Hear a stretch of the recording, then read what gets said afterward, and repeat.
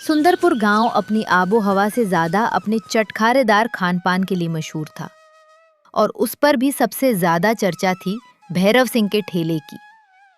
भैरव सिंह के हाथ के बने चिकन पकौड़े इतने लाजवाब थे कि लोग दूर दूर के इलाकों से खिंचे चले आते। सुबह सुबह कड़ाही में जब सरसों का तेल खौलता और उसमें मसालेदार चिकन के पकौड़े छनते तो उसकी खुशबू पूरे चौराहे पर फैल जाती। तभी एक ग्राहक आता है। अरे भैरव भैया, जरा हाथ बढ़ाओ बाबूजी, एक प्लेट गर्मा गर्म चिकन पकौड़ा, जल्दी लगाओ। अरे थोड़ा धीरज रखिए भैया जी, चिकन पकौड़ा है, कोई घास फूस नहीं जो तुरंत परोस दे। अच्छे से सिजने दीजिए, तभी तो असली स्वाद आएगा। उसी समय मैली सी धोती और बदन पर फटा कुर्ता पहने गांव का एक सीधा साधा किसान वहां पहुंचा। नाम था उसका मदन। खेतों में दिन रात हाड़ तोड़ मेहनत करने के बाद भी उसके नसीब में सिर्फ सूखी रोटी ही आती थी, लेकिन आज उसकी आंखों में एक अजीब सी आस थी।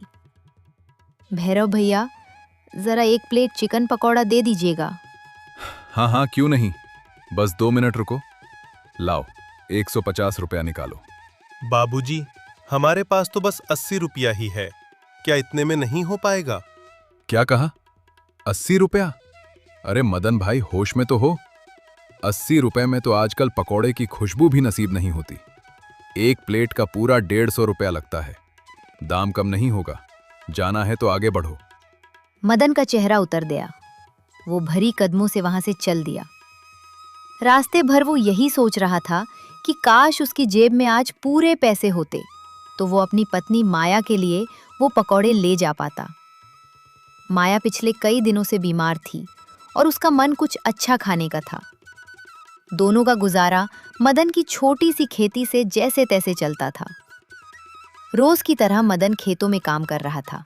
आज तो बप्पा की दया से बाजरे की फसल अच्छी कटी है। अगर बाजार में इसके 200 रुपए मिल जाएं, तो आज माया के लिए वो चिकन पकौड़ा जरूर लेकर जाऊंगा। शाम को मदन अपनी फसल लेकर बाजार पहुंचा और खुशकिस्मती से उसे पूरे 200 रुपए मिल गए। मदन के पैर जमीन पर नहीं पड़ रहे थे। वो तेजी से भैरव सिंह के ठेले की तरफ भागने ही वाला था कि तभी रास्ते में गांव का कड़क मिजाज साहूकार धनीराम सेठ सामने आ खड़ा हुआ। अरे ओ मदना, रुक, किधर भागा जा रहा है बे? पूरे 10 दिन हो गए, हमारे कर्ज के पैसे कब लौट आएगा? प्रणाम मालिक, कितने पैसे बाकी हैं आपके? पूरे 200 रुपए। और सुन, किश्त विश्त का चक्कर छोड़, मुझे अभी के अभी पूरे पैसे चाहिए, नहीं तो कल से तेरे खेत पर मेरा हल चलेगा। मदन के सामने जैसे अंधेरा छा गया।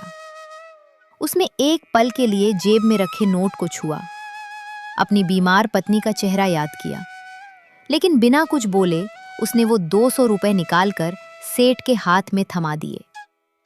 सेठ पैसे गिनता हुआ आगे बढ़ गया और मदन वहीं चौराहे पर बेबस खड़ा रह गया।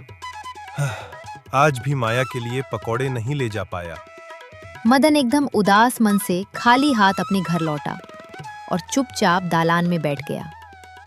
चेहरा ऐसा लटका था जैसे पूरे गांव का गम उसी के माथे आ गया हो। तभी उसकी पत्नी माया मुस्कुराती हुई हाथ में एक कांसे की थाली लेकर आई। थाली में से भाप निकल रही थी और ऐसी सौंधी खुशबू उठी कि मदन की भूख जाग गई। मदन ने देखा, थाली में गर्मा गर्म सुनहरे रंग के पकौड़े सजे थे। अरे माया, ये पकौड़े कहाँ से आए? तुम्हारे पास चिकन खरीदने के पैसे कहाँ से आए भाग्यवान? थोड़ा सब्र रखिए और पहले एक निवाला मुंह में डालिए, फिर पूछिएगा कि कहाँ से आए। मदन ने झिझकते हुए एक पकौड़ा उठाया, चटनी में डुबोया और मुंह में रख लिया। खाते ही उसका चेहरा खिल उठा। स्वाद इतना लाजवाब था कि भैरव सिंह के 150 रुपए वाले पकौड़े भी इसके आगे फीके लगे। अरे वाह माया, ये तो गजब का स्वाद है। भैरव सिंह के पकौड़े से भी 4 कदम आगे है। पर तुमने ये सब किया कैसे? बस यही तो हुनर है जी। रसोई में थोड़ी बहुत जो सब्जियां बची थी, उन्हीं को मिलाकर मैंने ये पकौड़े तले हैं। मैं सोच रही थी कि जब हमारी किस्मत खेती के भरोसे नहीं बदल रही, तो क्यों ना हम भी गांव के मोड़ पर एक छोटा सा पकौड़े का ठेला लगा लें। अरे माया, बात तो तुम एकदम पते की कह रही हो। वैसे भी इस बार साहूकार ने फसल के सारे पैसे रख लिए। आगे का गुजारा मुश्किल है, तो ठीक है, कल से ही बप्पा का नाम लेकर शुरू करते हैं। अगले दिन सुबह सुबह मदन एक बड़ी सी बांस की टोकरी में कपड़े से ढके गर्मा गर्म पकौड़े लेकर गांव की गलियों में निकल पड़ा। उसकी आवाज में एक नया भरोसा था। आइए बाबूजी, आइए भैया जी, मात्र 30 रुपए में खाइए गर्मा गर्म चटपटे और जायकेदार पकौड़े, ऐसी रंगत कि देखते ही मुंह में पानी आ जाए। गांव के लोग मदन की ये आवाज सुनकर हैरान रह गए।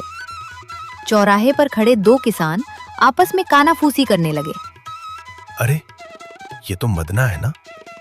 ये खेती बाड़ी छोड़कर पकौड़े कब से बेचने लगा बे? चलो चलो देख आते हैं, 30 रुपए में दे रहा है, चखने में क्या हर्ज है। क्यों हो मदन भाई, ये क्या नया धंधा खोल लिए हो? बस बाबूजी, आप सबका आशीर्वाद है। एक बार खाकर देखिए, अगर भैरव सिंह के पकौड़े को भूल न जाएं तो कहिएगा। जैसे ही उन दोनों ने पहला निवाला तोड़ा, उनके चेहरे का रंग बदल गया। स्वाद ऐसा था कि बस खाते ही रह जाएं। अरे बाप रे मदना, तेरे हाथ में तो जादू है भैया। ये तो उस 150 रुपए वाले पकौड़े से भी कहीं ज्यादा कुरकुरा और मजेदार है।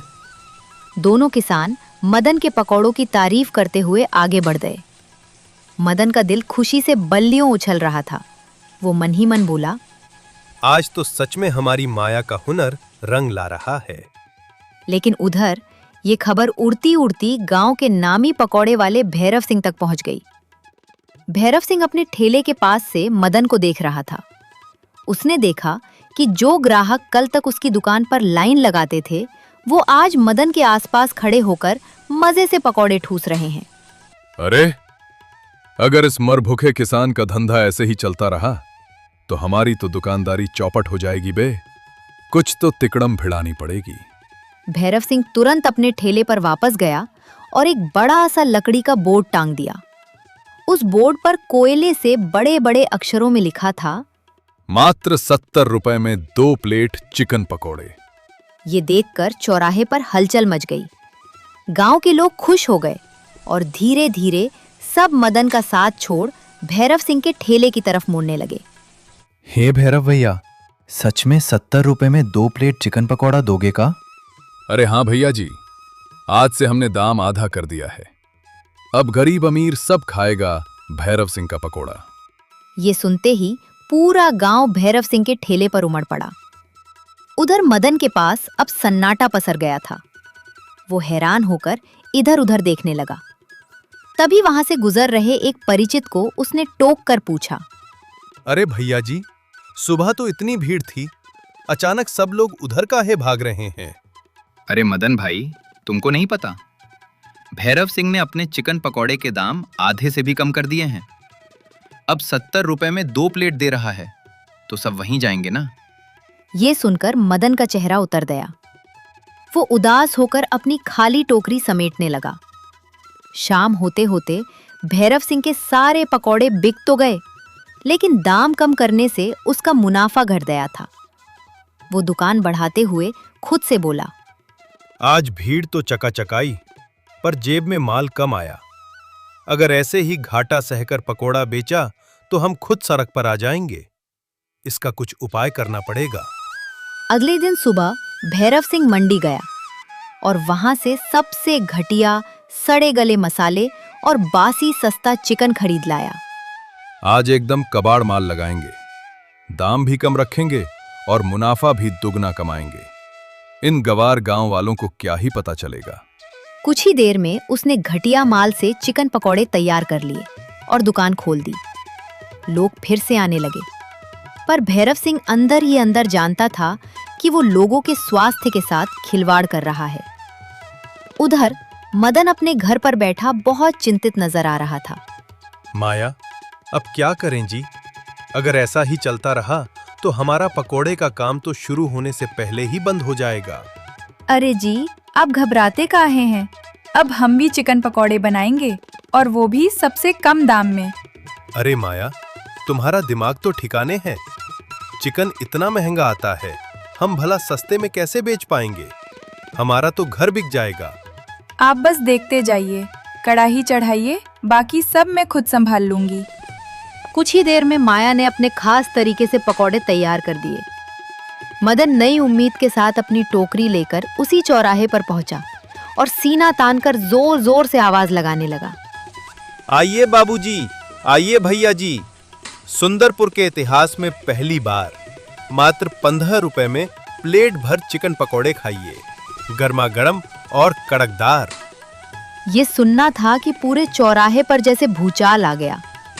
भैरव सिंह के ठेले पर खड़े 2 लोग हाथ का पत्तल छोड़कर मदन की तरफ लपके। अरे ओ मदना, का मजाक कर रहे हो बाबूजी? 15 रुपए में चिकन पकौड़ा? ये तो बिल्कुल नामुमकिन बात है। अरे भैया जी, मदन कभी झूठ नहीं बोलता। यकीन नहीं है तो एक पकौड़ा चक्कर देख लीजिए, पैसा अच्छा लगे तभी दीजिएगा। खुशबू तो बड़ी बेजोड़ आ रही है वे। चलो एक प्लेट लगाई दो। जैसे ही उन्होंने पहला पकौड़ा मुंह में डाला, दोनों की आंखें फटी की फटी रह गईं। स्वाद ऐसा था कि मानो मुंह में रस घुल गया हो। अरे गजब! वाह मदन भाई वाह! ये तो भैरव सिंह के 150 रुपए वाले पकौड़े से भी ज्यादा दमदार है। इतना सस्ता और इतना स्वादिष्ट। हमको तो अभी भी अपनी आंखों पर भरोसा नहीं हो रहा है। ये खबर आग की तरह पूरे सुंदरपुर गांव में फैल गई। देखते ही देखते भैरव सिंह के ठेले पर सन्नाटा पसर गया। जब भैरव सिंह को ये बात पता चली तो वो गुस्से से लाल पीला हो गया। अरे 15 रुपए में चिकन पकौड़ा? ये कैसे हो सकता है बे? चिकन का कतरन भी 15 रुपए में नहीं आता। जरूरी मदना गांव वालों को कुछ गंदा संदा खिलाकर बेवकूफ बना रहा है। हम अभी जाकर इसका भांडा फोड़ते हैं। भैरव सिंह तमतमाता हुआ मदन के ठेले पर पहुंचा, जहां भारी भीड़ लगी थी। अरे ओ मदना, बंद कर अपनी ये नौटंकी। ये गांव वालों को क्या जहर खिला रहा है तू? बंद कर ये दुकानदारी। भैरव भैया, हम कोई जहर नहीं बेच रहे हैं, एकदम बढ़िया और चकाचक चिकन पकौड़ा खिला रहे हैं सबको। अरे भैया जी, तुम सब मती मारी गई है का? 15 रुपए में चिकन पकौड़ा कोई माई का लाल नहीं बना सकता। ये जरूर तुम लोगों को बासी और सला हुआ माल खिला रहा है। मत खाओ इसका पकौड़ा। लेकिन इस बार गांव वालों ने भैरव सिंह की एक न सुनी। सब मजे से मदन के पकौड़े खाते रहे। भैरव सिंह वहां से पैर पटकता हुआ निकला और मन ही मन बोला, इस मदना का राज मैं सबके सामने लाकर ही रहूंगा, तब पता चलेगा असली सच। भैरव सिंह अब मदन की जासूसी में जुट गया। सबसे पहले वो गांव के उस बनिए की दुकान पर पहुंचा जहां से मदन राशन लेता था। अरे ओ सतीश भाई, सच सच बताना, ये मदना तुम्हारी दुकान से सड़े गले मसाले या एक्सपायरी सामान ले जाता है का? अरे नहीं भैरव भैया, मदन भाई तो भले गरीब हैं, पर सामान हमेशा 1 नंबर और ताज़ा चुनकर ले जाते हैं, उधार भी नहीं रखते। ये सुनकर भैरव सिंह चौंक गया। उसने सोचा कि अगर मसाला सही है तो पक्का चिकन में कोई झोल है। वो तुरंत गांव के एकमात्र मीट व्यापारी के पास पहुंचा। अरे ओ रहमत भाई, जो बासी चिकन तुम हमको आधे दाम में देते हो, वही मदना को भी टिका रहे हो क्या? अरे क्या बात करते हो भैरव सिंह, मदन तो पिछले 1 महीने से मेरी दुकान पर पैर तक नहीं रखा है। वो हमसे चिकन लेता ही नहीं।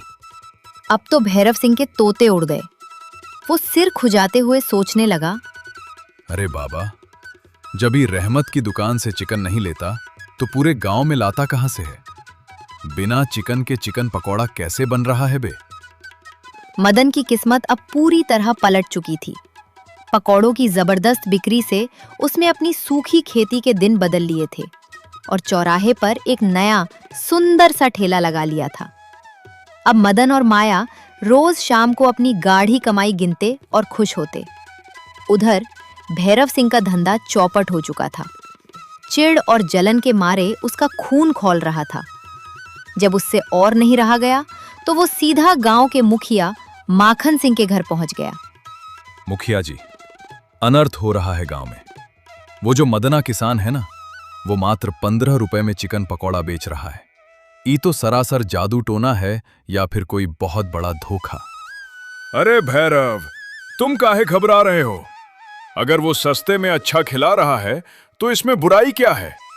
अरे बाबूजी, बात को समझिए। पूरे इलाके का मीट व्यापारी कहता है कि मदन उससे चिकन खरीदता ही नहीं है, तो फिर वो पकोड़े में किसका मांस मिला रहा है? कहीं वो गांव के धर्म और लोगों की सेहत के साथ खिलवाड़ तो नहीं कर रहा? बात में दम तो है। बिना चिकन के चिकन पकौड़ा। चलो अभी उसके ठेले पर चलकर दूध का दूध और पानी का पानी करते हैं। मुखिया जी और भैरव सिंह सीधे मदन के ठेले पर पहुंचे। वहां हमेशा की तरह भीड़ जुटी थी। मुखिया जी को देखकर सब लोग पीछे हट गए। ओ मदन, तुम गांव वालों को सस्ते में पकौड़ा खिला रहे हो, ये तो अच्छी बात है। पर भैरव सिंह का कहना है कि तुम चिकन खरीदते ही नहीं हो। अब तुमको पूरे गांव के सामने इस पकौड़े का राज बताना होगा। अरे मुखिया जी, हमको राज जानकर क्या करना है? 15 रुपए में इतना चकाचक पकौड़ा मिल रहा है, हम तो मजे से खाएंगे। अरे चुप रहो भैया जी, सस्ता है तो का कुछ भी गंदमंद खा लोगे।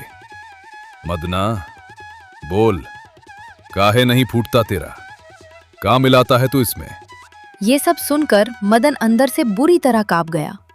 उसे डर था कि अगर उसने सच उगल दिया तो लोग उसकी दुकान पर आना बंद कर देंगे और उसकी मेहनत पर पानी फिर जाएगा। मदन, चुप रहने से काम नहीं चलेगा। सच बताओ, नहीं तो आज से तुम्हारा ठेला बंद करवा दिया जाएगा। मदन ने एक गहरी सांस ली, बप्पा का नाम लिया और हाथ जोड़कर सामने आ गया। मुखिया जी, भैरव भैया जो कह रहे हैं वो एकदम सच है। मेरे इन पकौड़ों में असली चिकन का एक कतरा भी नहीं होता। ये सुनते ही पूरे चौराहे पर सन्नाटा छा गया। लोग एक दूसरे का मुंह देखने लगे। देखा देखा मुखिया जी, पकड़ा गया ना चोर। अरे रुकिए भैरव भैया, पूरी बात तो सुन लीजिए। भले इसमें चिकन नहीं है, पर इसमें कोई गंदगी या जहर भी नहीं है। ये एकदम शुद्ध, शाकाहारी और सेहतमंद चीज से बना है। तो फिर साफ साफ बताओ मदना, ये है क्या बैलेंसिंग? बाबूजी, ये पकौड़े सोया चंक से बने हैं। हमारी माया इन्हें अच्छे से पानी में उबालकर मिक्सी में पीस लेती है। फिर उसमें असली चिकन मसाला और हमारे घर के खड़े मसाले मिलाए जाते हैं। इससे इसका स्वाद और बनावट बिल्कुल चिकन जैसी हो जाती है। अरे तो तुम 15 रुपए में सोयाबीन बेचकर सबको बेवकूफ बना रहे हो? बेवकूफ नहीं बना रहे भैया, हमने कभी किसी से झूठ नहीं बोला। सब इसे चिकन पकौड़ा समझकर खाते थे, पर स्वाद और खुशबू चिकन मसाले की थी। और रही बात 15 रुपए की, तो सोयाबीन सस्ती आती है और हम पकौड़े का साइज थोड़ा छोटा रखते हैं, जिससे हमारा खर्च कम आता है और 15 रुपए में भी हमको 2 पैसे का मुनाफा मिल जाता है। मदन की बात सुनकर कुछ पल के लिए सब चुप रहे। फिर मुखिया बोला, शाबाश मदन, तुमने बिना किसी को नुकसान पहुंचाए अपनी समझदारी और ईमानदारी से अपना घर भी संभाल लिया और गांव वालों का दिल भी जीत लिया।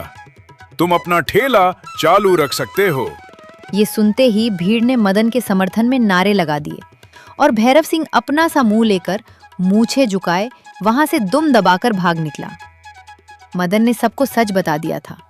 फिर भी सुंदरपुर के लोग रोज उसके ठेले पर आते रहे, क्योंकि अब उन्हें समझ आ गया था कि असली स्वाद दिखावे के चिकन में नहीं, बल्कि मेहनत और ईमानदारी के सोया पकौड़े में।